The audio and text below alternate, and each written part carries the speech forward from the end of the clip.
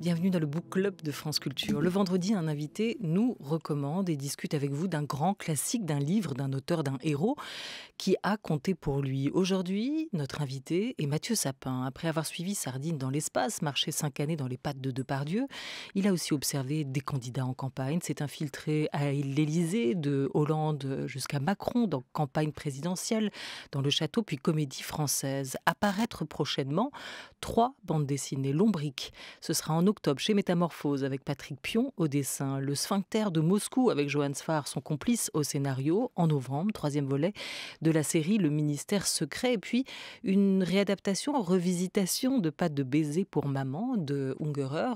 Comment vous l'avez imaginé? Bonjour Mathieu Sapin. Bonjour. Comment je l'ai imaginé? Ouais. La reine d'Angleterre ou... Non, pas là, pas encore. Ça, c'est la question d'après.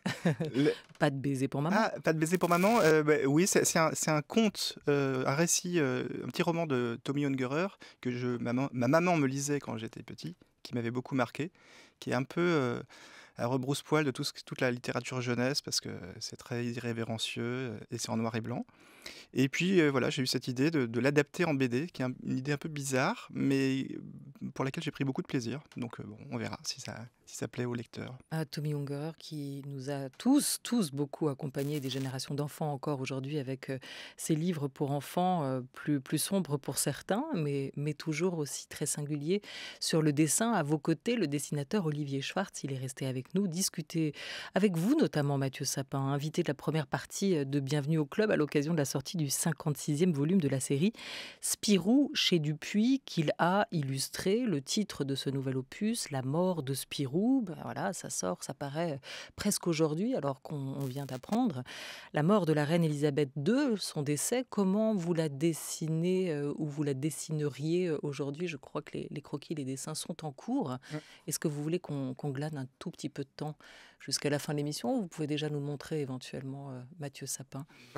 Je sais, parce qu'on... Là, c'est classique, hein, c'est le chapeau.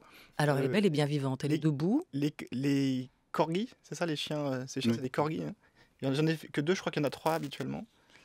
Donc je vais dessiner le 3e. Et ce fameux geste de la main, ce signe, voilà, le petit fait signe, régulièrement. qui est son truc quand même qu'elle a... Voilà. Mais donc, oui, non, je l'ai laissé l'image telle qu'elle. C'est ça que la question, je ne l'ai pas mise à l'horizontale. Et là, vous n'avez pas eu le temps, mais vous la mettriez en couleur ou pas, sa tenue, son vêtement? Non, noir. En noir? Bah oui, quand même. Ça, étonnant. Et de votre côté, Olivier Schwartz? Moi, je n'ai pas terminé. Non. J'ai juste fait le buste de la reine et il y a un chien dans son sac. Voilà, un petit chien. Alors, je ne savais pas quel type de chien. Donc, j'ai fait une sorte de... Mi-chihuahua, Yorkshire. Mais plutôt Mimi, ouais. Voilà, qui sort du petit sac de la reine avec toujours ses chapeaux pleins de panache. Vous avez le temps de poursuivre votre dessin en parlant, c'est ce que fait toujours. C'est un chapeau de mousquetaire d'ailleurs, ce que j'ai fait. Et son nez aussi, étrangement. Mathieu Sapin dessine généralement en discutant, en parlant. Vous aussi, Olivier Schwartz, ou vous êtes monotache? Non. On peut tout faire à la fois. Oui. Avec nous, les vendredis, France Culture et Babelio, on a ouvert ce partenariat vendredi dernier, font se rencontrer leur communauté de lecteurs. Pierre Croze, responsable éditorial du site, du réseau, où les passionnés de lecture partagent et échangent autour de leur lecture, est avec nous. Bonjour Pierre Croze. Bonjour Olivia, bonjour Merci à tous. beaucoup, je ne vous ai pas demandé de dessiner. J'en ai fait un, mais j'ai pas le talent de mes... Mais vous voulez nous le montrer? Super. Non, c'est vraiment... Juste le chapeau, J'ai vu une caricature avec elle, avec un gâteau d'anniversaire, mais du coup j'ai pas réussi à le faire. Il faut le faire, mais beaucoup plus grand, parce qu'elle avait des chapeaux king size. Bon, j'ai déjà perdu la main de cette émission, je vais essayer de reprendre un peu le contrôle ou l'orchestration. Pierre Croze, la question qui a été posée aux auditeurs, lecteurs de France Culture pour ce vendredi était: quel est le héros, ou on peut peut-être passer au féminin, l'héroïne de bande dessinée qui vous a accompagné, marqué durant votre enfance? Vous avez regardé du côté des bandes dessinées les plus populaires sur Babelio. Qu'en ressort-il? Oui, alors j'ai regardé effectivement les BD qui étaient les plus populaires. Celle qui a le plus de lecteurs sur Babelio, c'est Le Petit Nicolas de René Goscinny et Sampé, qui nous a quittés cet été. Même si les histoires se passent dans les années 60, nous dit Cécile dans sa critique, que les choses allaient l'école et dans la société ont bien changé. Ce petit livre reste une valeur sûre. Ensuite, évidemment, ce sont les héros immortels de la BD franco-belge qui sont bien évidemment les personnages les plus populaires sur Babelio. Quand on parle de BD, Tintin principalement, on en reparlera peut-être pendant l'émission, et Astérix avec la BD Astérix et Cléopâtre qui est numéro 1. Et alors on pourrait se dire que c'est très masculin. Les BD avaient, je crois, longtemps avaient pour public des garçons. Mais Rivia 56 propose justement de découvrir ou de redécouvrir dans une liste les plus grandes autrices et les plus grandes héroïnes de BD, dans une liste qu'elle a créée, auteurs et héroïnes de bande dessinée.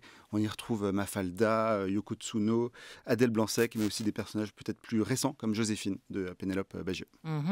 Voici donc, c'est pas de la BD, dites-vous, pour le petit Nicolas, mais peut-être qu'on avait un peu amplifié la question sans préciser bande dessinée en évoquant juste les héros qui vous ont accompagné durant votre enfance.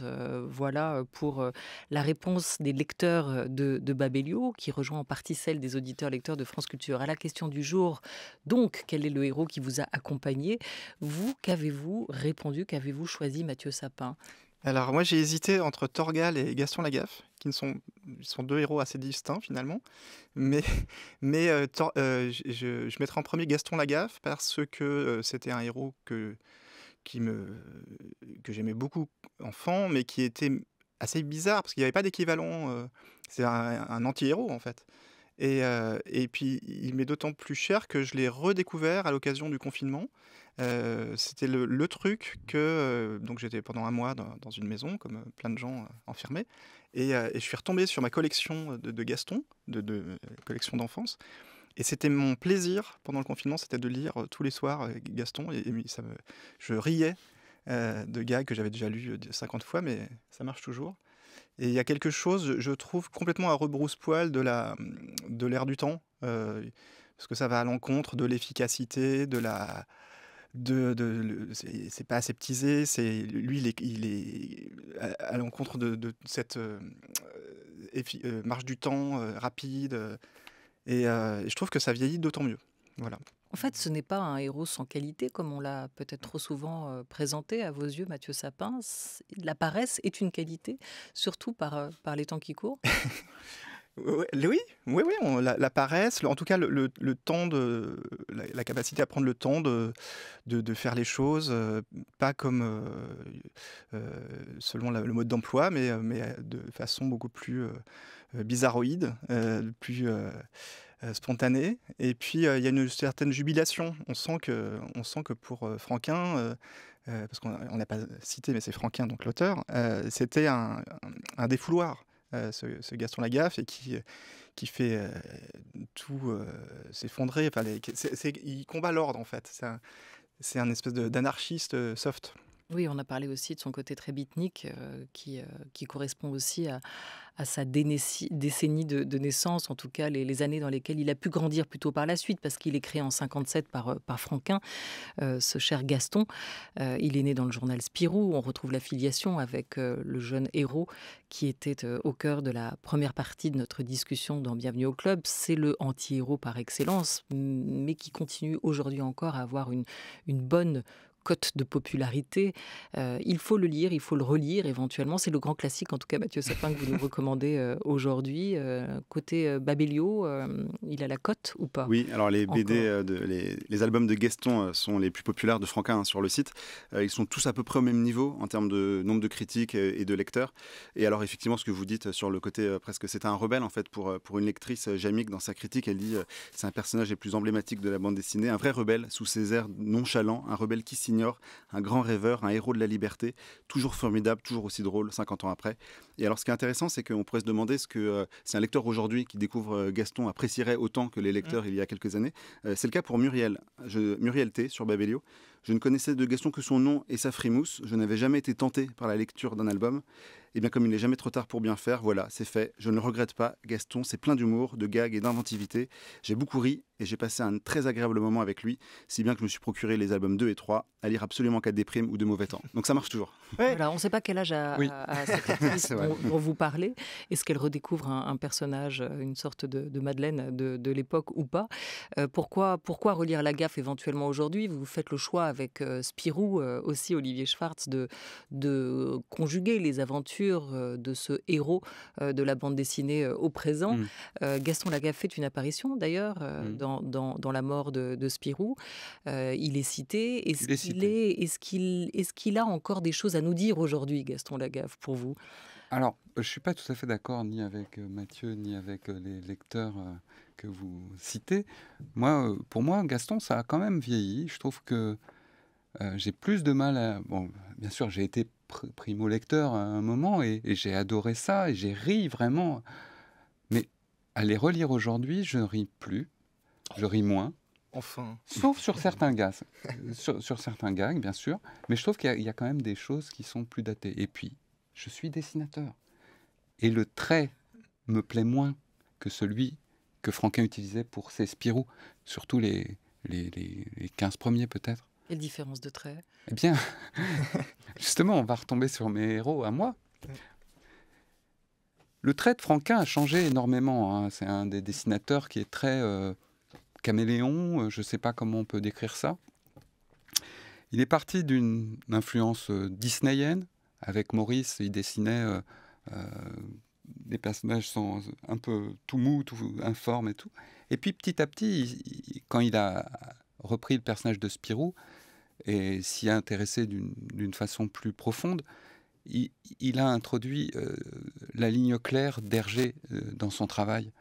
Et il a voulu rendre le réel dans son œuvre. Et j'aimais cette tenue qu'avait son dessin à l'époque. Il y avait quelque chose de plus existant. Moi, j'aime ça quand j'y crois. Quand le dessin sort du papier, qu'on a envie presque de l'attraper, de toucher, que les personnages existent. Il y a une élégance aussi. Bien sûr, exactement. C'est vrai que c'est beaucoup plus élégant que dans Gaston. Sauf que Gaston... Et moi, c'est ça qui me plaît. Oui. C'est le côté moins élégant. Oui.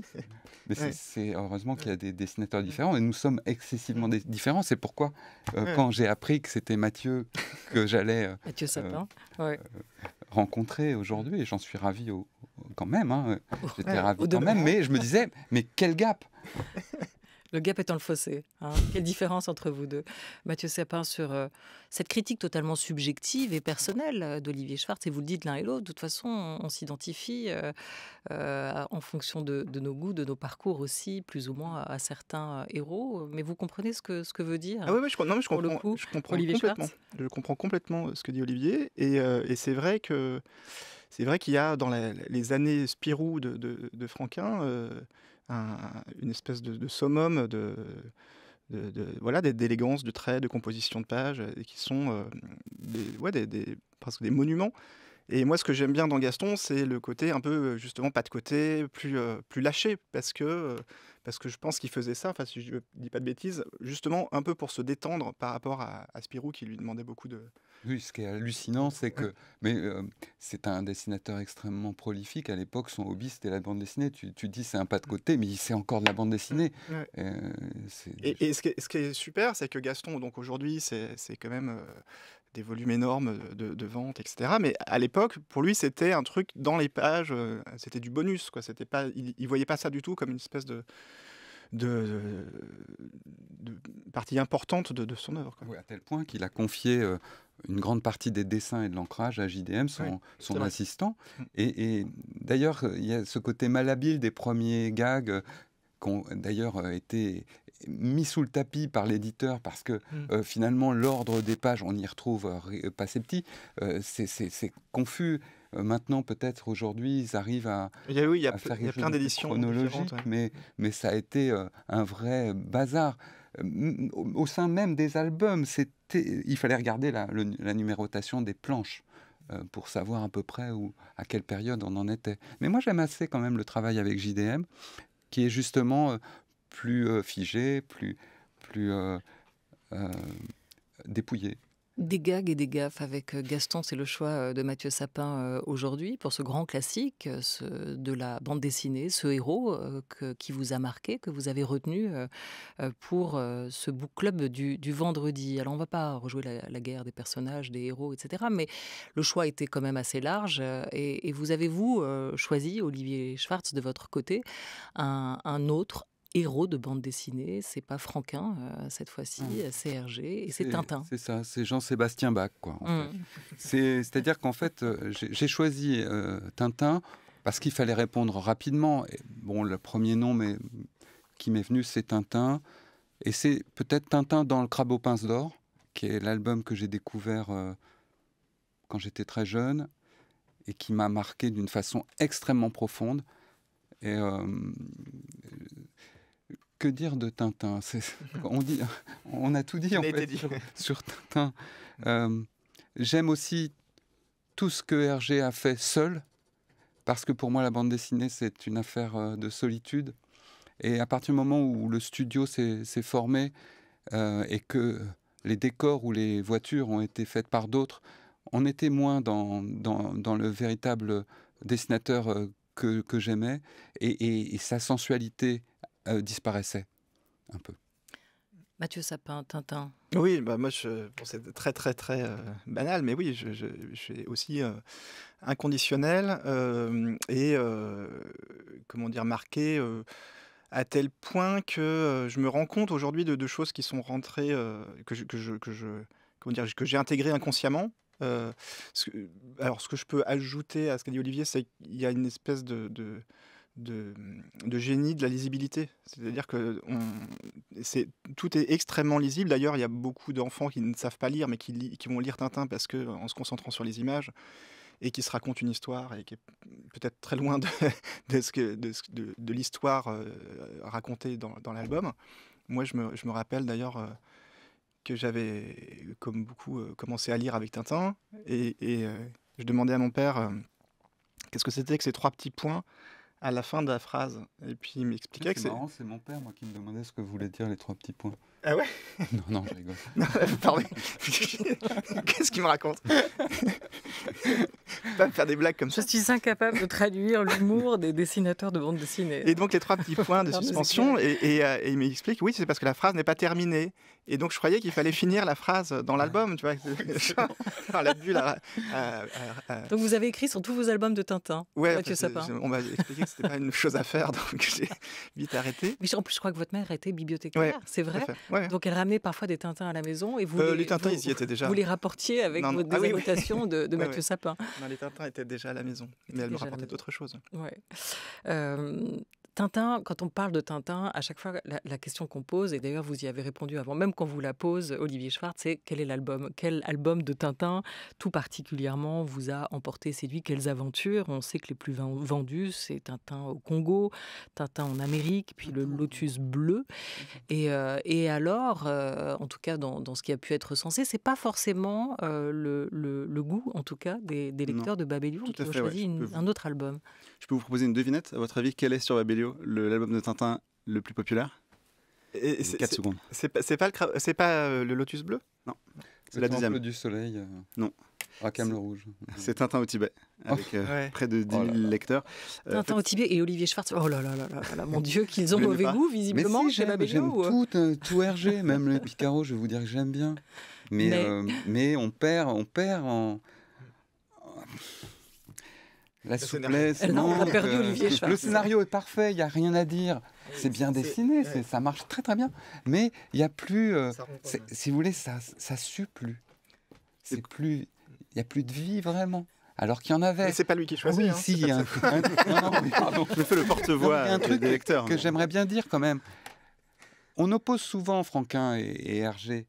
Et on dit, à juste titre, que Franquin est un virtuose, le meilleur, machin. Mais putain, Hergé, c'était un grave virtuose. C'était un virtuose pur.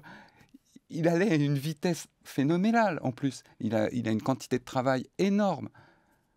Je trouve que c'est un grand dessinateur, virtuose aussi. Voilà, donc n'engueulez pas Pierre Cause de Babelio, qui a effectivement porté la voix des 10 000 lecteurs qui ont choisi Tintin au Tibet. C'est 10 000 lecteurs? C'est comme sur ça. Cet album, Sur cet album-là, qu'est-ce qu'ils en disent? Alors en fait, c'est le côté peut-être différent justement qui a plu aux lecteurs. Un album différent, presque un conte pour la lectrice Mété Hera. Tintin au Tibet est le tome qui se rapproche le plus d'un conte.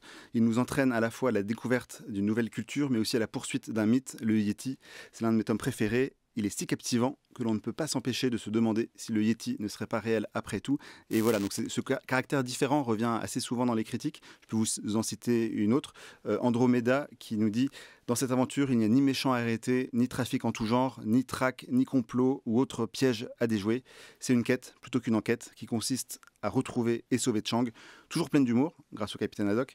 Cette nouvelle aventure de Tintin est pour moi la plus belle, la plus touchante et pleine d'action. Voilà, en tout cas, votre intuition était quand même bonne parce que le Lotus Bleu est le deuxième Tintin le plus populaire, le plus choisi par les lecteurs de Babelio. Vous ne nous avez pas donné Mathieu Sapin, et c'est votre book club aujourd'hui, vous, votre album de Tintin. L'étoile mystérieuse. L'étoile mystérieuse. Et pourquoi vous nous recommandez de le lire? Je regarde la tête d'Olivier Schwartz. Non, oubliez Olivier Schwartz. Non, mais après, il y a pourquoi beaucoup évidemment de subjectivité parce que c'est un album qui correspond à un moment où je me rappelle très bien quand on me l'a offert et que je l'ai lu. Enfin, voilà, il y a aussi ce côté Madeleine de Proust. Quand est-ce qu'on vous l'a offert? Pourquoi c'était un pour moment singulier? Pour mon anniversaire, alors quel âge? Je sais pas, 8 ans, 9 ans. Et puis, c'est pas comme l'indique le titre, ce mystère. Enfin, c'est très bizarre. Cet album est complètement space. Et donc, je le relis encore récemment aussi. D'ailleurs, pendant le confinement, je les ai tous relus, mais celui-ci notamment. Il y a une étrangeté, un malaise aussi. Et ça sue, comme tu dis.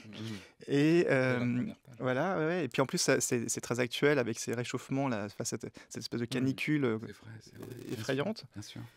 Et puis aussi une science aussi d'Hergé qu'on n'a pas relevé, c'est son talent de graphiste, de couverture. Les couvertures sont complètement incroyables, iconiques, et notamment l'étoile mystérieuse, voilà, avec ce champignon aux formes complètement psychédéliques et sur cette île. Enfin, les couvertures, on les a en tête. Oui, le champignon qui est l'inverse graphiquement de la fusée de Tintin. Ah oui. Mathieu Sapin, dessinateur et scénariste, Olivier Schwartz, dessinateur, et qui est avec nous notamment à l'occasion de la parution de La mort de Spirou chez Dupuis. Et Pierre Croze, qui représente la communauté de lecteurs Babelio, sont avec nous pour ce book club du vendredi consacré à vos héros de bande dessinée. Il est 13h17.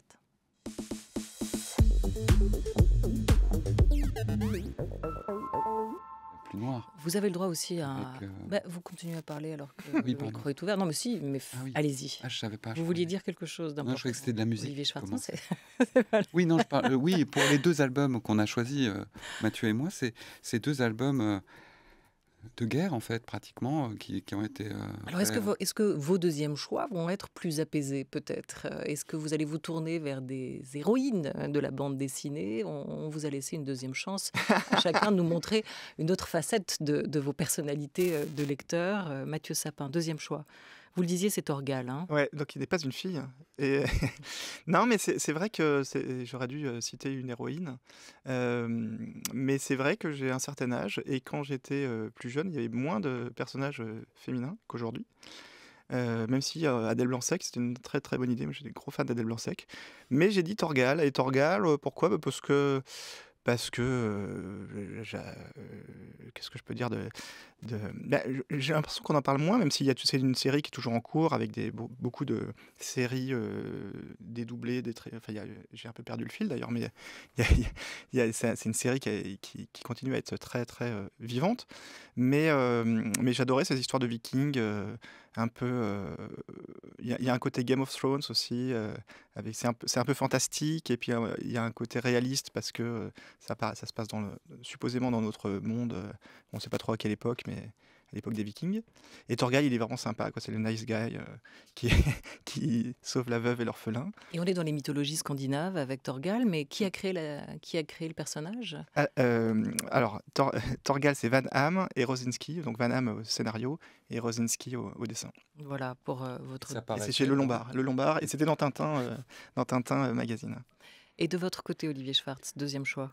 Ah oui, alors moi j'ai dû répondre à votre collaboratrice, les X-Men, mais c'est vrai pour un des X-Men, mais je pensais beaucoup en fait à Jack Kirby, l'auteur, évidemment, c'est toujours à ça que me ramène ce genre de choix. Mais oui, alors le personnage préféré, c'est Cyclope. Cyclope qui est un jeune homme torturé avec un seul œil, mais qui est l'œil en fait.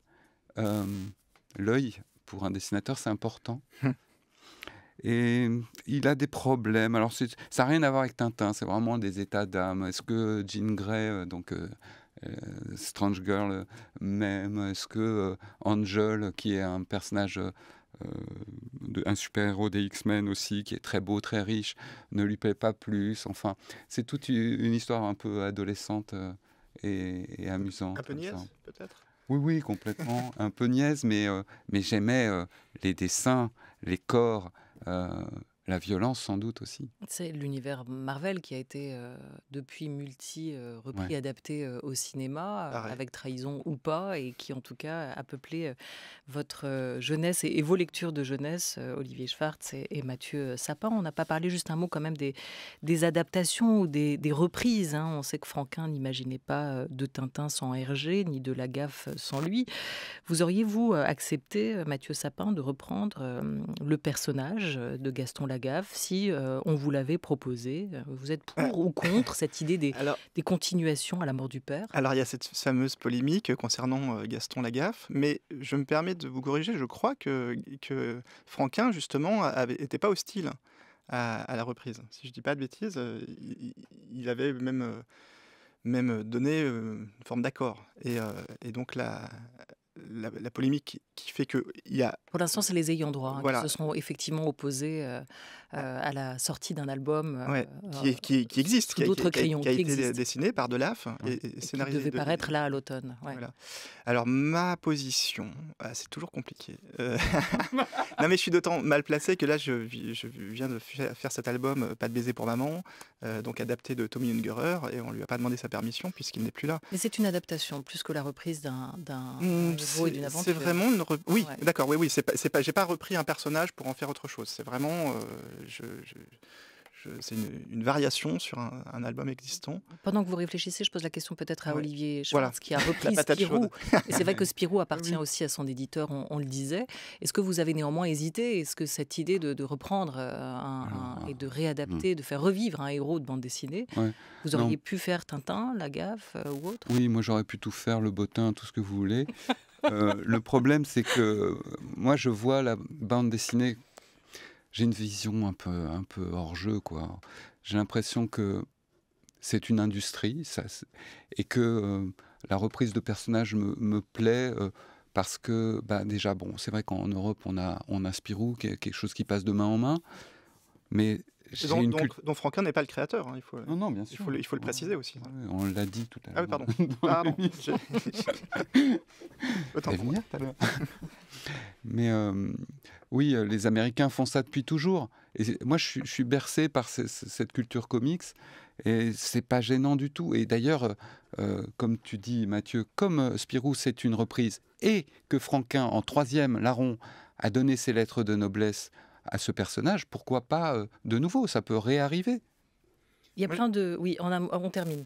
Non, juste, j'ai Dites-moi, l'impression que c'est ouais. juste l'esprit, en fait, qu'il ne faut pas trahir l'esprit. Après, on peut faire ce qu'on veut, quoi. Voilà, il y a plein de nouveaux héros et des héroïnes, hein, qui sont à retrouver aussi sur Babelio, mise en avant par vos lecteurs, dans des bandes dessinées d'aujourd'hui. L'Arabe du futur, le personnage de Riyad Satouf, Persépolis de Marjane Satrapi, les culottés sont autant de héros, héroïnes récurrentes qui visiblement trouvent preneuses chez vos lecteurs. Merci beaucoup, Pierre Croze. Un énorme merci, Mathieu Sapin. Merci à vous. Olivier Schwartz, d'être venu Merci. partager vos amours BDesques, vos amours de jeunesse. France Culture, il est 13h24. Attention, la petite musique va se remettre en marche. Ne parlez pas pour autant, Olivier Schwartz. Et c'est Oriane Delacroix avec Joseph Julien, les précieux collaborateurs de ce book club du vendredi, et la très digitale Zora Vignier avec Alexandre Alaï-Begovic qui nous ont accompagnés.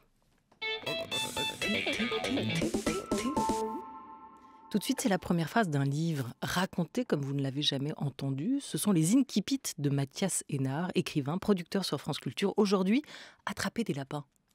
L'excellent premier roman de la jeune autrice Lana Bastašić, traduit du serbo-croate par Aleksandar Grujičić, qui paraît cette rentrée aux éditions Gaïa, intitulé « Attraper le lapin », s'ouvre sur ces mots.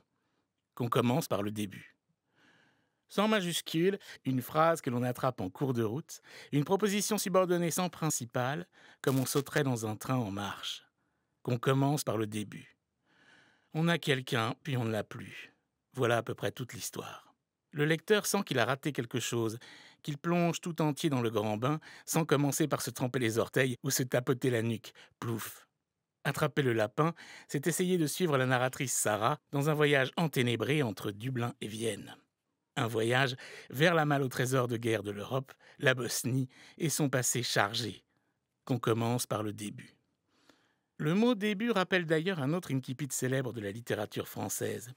Le fameux « ça a débuté comme ça » du Voyage au bout de la nuit de Louis-Ferdinand Céline, qui est lui aussi un voyage vers les ténèbres, un voyage vers le sifflement d'un remorqueur sur la Seine en banlieue. Qu'on commence par le début, cette première phrase de Lana Bastachitch se rattache à ce groupe d'incipits qu'on pourrait appeler « aux sources du drame », dans lequel un narrateur ou narratrice fait en première personne le récit d'une histoire plus ou moins longue et, comme on dit, commence plus ou moins par le commencement. Mais là où Attraper le lapin et Lana Bastachitch vont plus loin, c'est que cette proposition subordonnée sans majuscule va retrouver le début de phrase manquante, la proposition principale, à la fin du texte, qui se termine donc sans point. Sans en dévoiler le contenu, le début se trouve donc à la fin, et voilà le lecteur et le lapin bien attrapés. Le roman se referme alors un peu comme un cercle. La dernière phrase d'Attraper le lapin vient se placer avant la première, ce qui crée un mouvement assez vertigineux, une forme totalement circulaire, une narration qui se mord la queue. Que la dernière phrase soit inachevée, sans point final, n'est pas rare depuis le XXe siècle. Souvenons-nous par exemple du court voyage sentimental d'Italo Svevo, voyage en train entre Milan et Trieste, qui s'achève par « et à son arrivée en gare de Trieste » sans que l'auteur ne termine ni sa phrase, ni même son dernier mot. Le mouvement circulaire, quant à lui, est caractéristique, nous apprennent les savants, des auteurs dits du nouveau roman.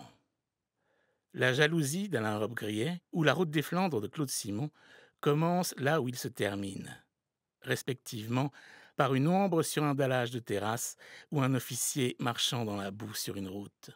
La route des Flandres n'a pas vraiment de fin, car la mémoire n'en finit pas de réécrire la guerre, même si le roman s'achève ainsi, quand se lève la plume grandiose de Claude Simon. Le monde arrêté, figé s'effritant, se dépiotant, s'écroulant peu à peu, par morceaux, comme une bâtisse abandonnée, inutilisable, livrée à l'incohérent, nonchalant, impersonnel et destructeur travail du temps. Le texte cercle est un genre de ruban de Moebius que l'on construit par retournement, en raboutant un papier tout ce qu'il y a de plus banal avec du scotch. On obtient alors un objet miraculeux dont on sent intuitivement, en le caressant du doigt, qu'il est le meilleur des échecs possibles, l'espace du roman.